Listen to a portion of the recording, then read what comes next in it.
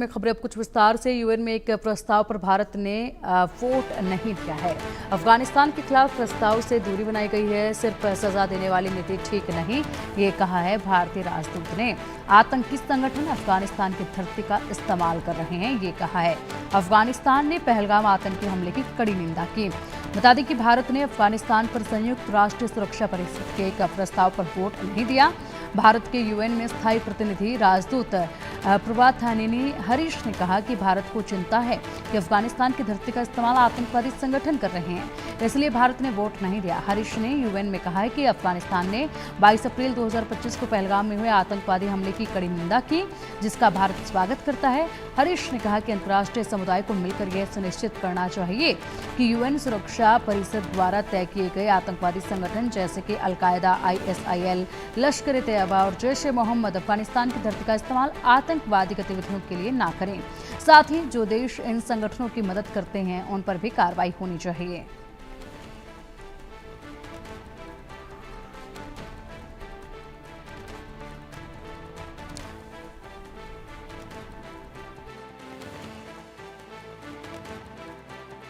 India is closely monitoring the security situation in Afghanistan.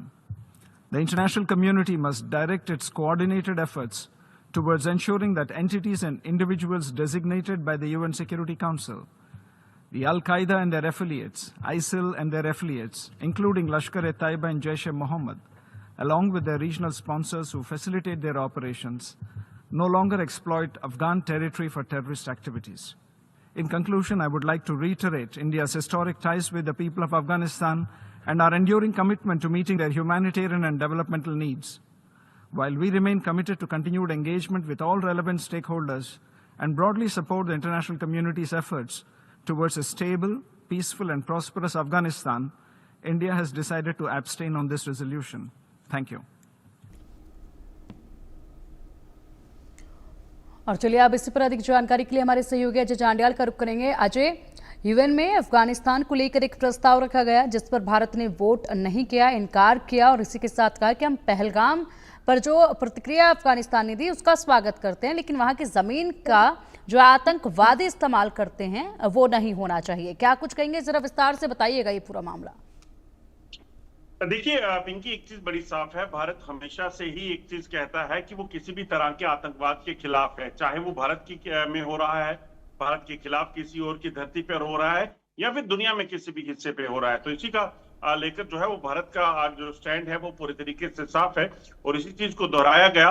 और खासतौर पे यूएन में जो यूएस की ने ये यूएन में एक प्रस्ताव लाया गया था जिसमें अफगानिस्तान के खिलाफ वोट करने की बात थी, उसे लेकर भारत ने दूरी बनाई है और इसी के जवाब में भारत की तरफ से स्पष्ट किया गया कि वो जो आतंकवाद है उसके खिलाफ है और उन्होंने स्वागत भी किया। भारत ने स्वागत किया जिस तरह से अफगानिस्तान में ने पहलगाम में आतंकी हमले को लेकर जो है वो निंदा की और इसका स्वागत करने के साथ साथ भारत ने यह भी स्पष्ट किया कि अफगानिस्तान में जो की धरती है उसका इस्तेमाल भी जो है वो आतंकवाद के लिए किया जा रहा है, उसको लेकर भी कहीं ना कहीं ध्यान रखना होगा।